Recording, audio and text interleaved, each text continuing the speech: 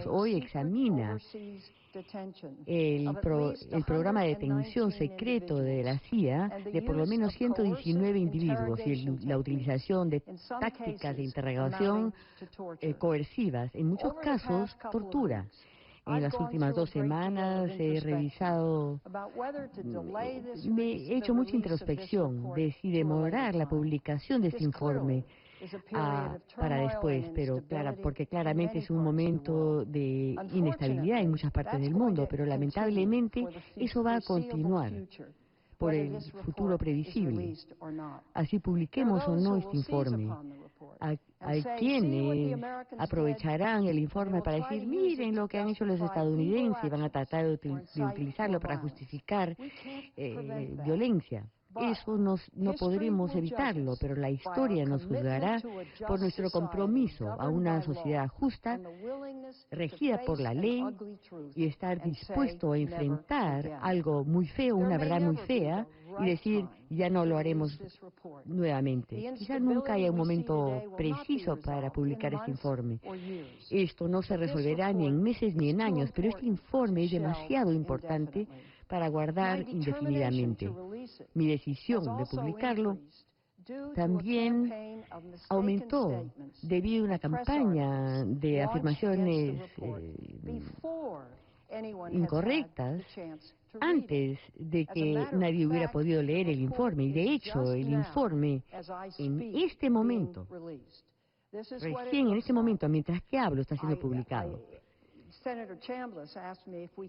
El senador Chambliss me preguntó si podíamos tener el informe de la mayoría y el de la minoría separados, pero en la versión final sí van a estar juntos, pero este es el resumen de las 6,000 y tantas páginas. Mis palabras no me dan ningún placer. Estoy publicando este informe porque yo sé que hay miles de empleados en la CIA que no condonan aquello de lo que voy a hablar esta mañana, y que día y noche trabajaron y que dentro de la ley para la seguridad de Estados Unidos en un mundo que sin duda es muy difícil. Mis colegas en la Comisión de Inteligencia y yo nos sentimos orgullosos de ellos, como todos en este organismo. Siempre los apoyaremos.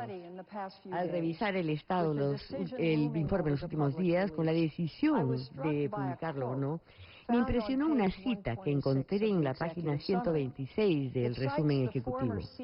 Cita al ex inspector general de la CIA, John Henderson, quien en 2005 escribió lo siguiente al director de ese entonces de la CIA, algo que establece la situación claramente con respecto a este informe, muchos años después, y lo cito: hemos visto que la agencia a lo largo de las décadas ha continuado metiéndose en problemas relacionados a programas de interrogación por una razón principal: no documentamos y no aprendemos de nuestra experiencia. Cada generación de agentes tiene que improvisar con resultados problemáticos, tanto para los agentes como para los individuos y para nuestra agencia. Yo creo que eso es cierto. Yo estoy de acuerdo con el señor Helgerson. Sus comentarios son ciertos hoy día, pero esto debe cambiar. El 11 de marzo de 2009, la Comisión votó 14-1 empezar una revisión del programa de detención e interrogación de la CIA. En los últimos 5 años, un pequeño equipo de investigadores de la Comisión ha revisado más de 6,5 millones de páginas de actas de la CIA para completar este informe, o lo que nosotros llamamos el estudio. Muestra que las acciones de la CIA hace 10 años son una mancha sobre nuestros valores y nuestra historia. La publicación de este resumen de 500 páginas no puede quitar esa mancha, pero sí le dice a nuestra gente y al mundo que Estados Unidos es lo suficientemente fuerte como para admitir sus errores y aprender de ellos. Publicar este informe es un paso muy importante para restaurar nuestros valores y mostrarle al mundo que nosotros, de hecho, somos una sociedad justa y que vive bajo la ley. Esta próxima hora quiero presentarle a los senadores y al público de Estados Unidos las conclusiones principales del informe y les pido que al terminar esto, que el senador McCain sea reconocido o se le dé la palabra. Antes de llegar al meollo del informe, quiero hacer unos cuantos comentarios acerca de por qué es tan importante que publiquemos este estudio. Todos nosotros tenemos memorias muy claras de ese martes en la mañana, cuando los terroristas atacaron a Nueva York, Washington y Pensilvania. El 11 de septiembre de 2001 se declaró la guerra contra Estados Unidos. El terrorismo atacó nuestro centro financiero, nuestro centro militar y trataron también de atacar nuestro centro político y lo hubieran hecho si pasajeros de mucha valentía no hubieran hecho chocar el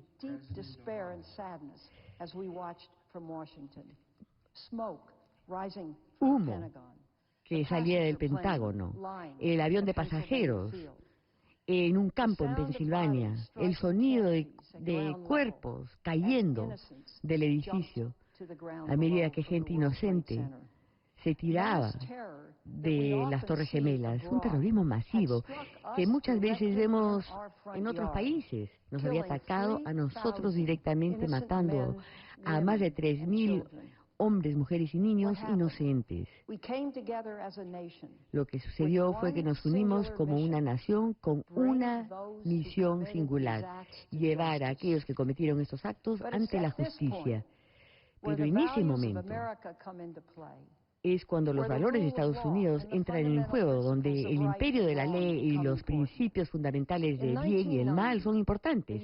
En 1990, el Senado de Estados Unidos ratificó la Convención en contra de la tortura, una convención que pone muy en claro que esta prohibición de la tortura es absoluta.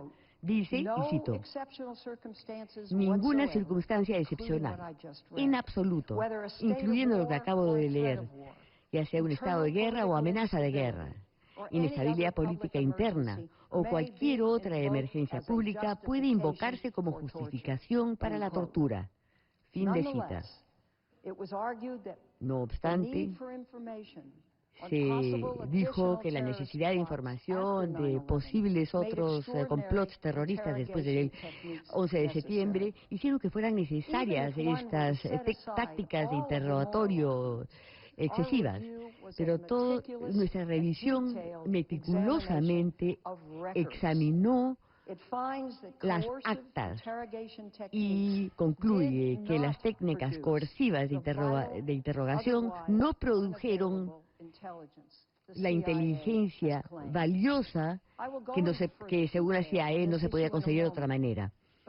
Ya hablaré de eso en unos cuantos momentos, pero quiero poner muy en claro que esos comentarios no son una condena de la CIA como organismo. La CIA desempeña un papel muy importante en la seguridad de nuestro país y tiene miles de empleados dedicados y de mucho talento. Lo que hemos visto es que unas cuantas personas, sorprendentemente, fueron responsables de diseñar, implementar y administrar este programa. 2 contratistas desarrollaron y lideraron los interrogatorios sin vigilancia eficaz.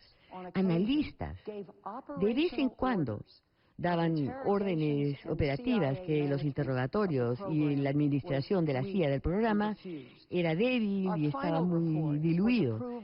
El informe final fue aprobado por un voto bipartidista de 9 a 6 en diciembre de 2012 y expone brutalidad en contraste a nuestros valores como país.